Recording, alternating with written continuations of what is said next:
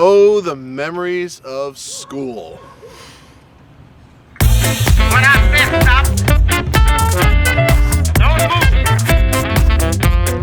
When I say get it. Hi, my name is Mike Veny, and if you are new to my channel, welcome. If you are returning, welcome. Please make sure you subscribe to my channel because each week I release videos that are all about the emotions and being emotionally well. I'm a mental health speaker, author, and writer, and today I want to talk to you about mental health in schools. This is a very personal topic for me because I was a child who struggled with mental health challenges and behavior challenges in school. I got expelled from 3 schools because of my behavior problems. I was in the mental hospital 3 times for extended periods of time. I attempted to die by suicide at age 10 and self-harmed a lot, and in between all that, was constantly in the principal's office. So I have a unique perspective when it comes to mental health in schools, and there's so many things that I wish would have been done differently, and now is my moment in front of you to share some things that I think will actually change mental health in schools and help our youth. Number 1, making sure that everyone agrees in the school community that everyone is responsible for mental wellness. A lot of times in school we look to just teachers or counselors to be the ones that are the people who are responsible for mental wellness of students. It's everyone's responsibility. And if parents take responsibility, faculty, administration, and students, and everyone owns it, it's going to be much easier for people to get the help that they need. I want you to think about that. If everyone simply takes responsibility, it's not on any one group of people.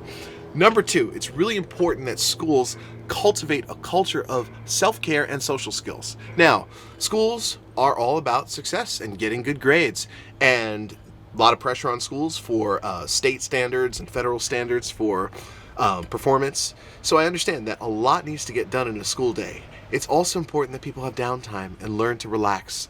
And I bring up the social skills because when we don't work on our social skills, this thing called bullying starts to happen. Really important for people to work on social skills in school, not just the home. Home is important too, but also in schools.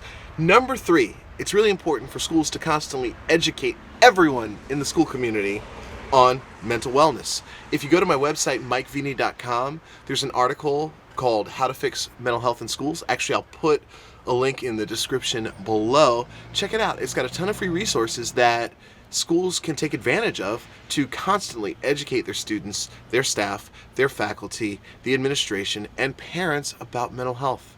In closing, something that's been on my mind is The Economist magazine in 2018, December, brought up an interesting statistic on suicide amongst youth throughout the world. Over the past 20 years, the suicide rate amongst youth throughout the world has declined.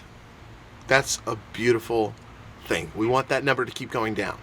However, in the United States of America, that number has gone up.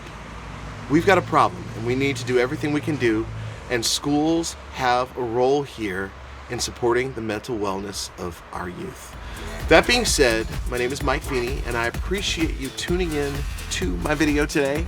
If you have any feedback, please leave a comment below. Actually, if you have any other ideas on how schools can address mental health, please leave a comment below. I respond to every comment, so that will definitely happen.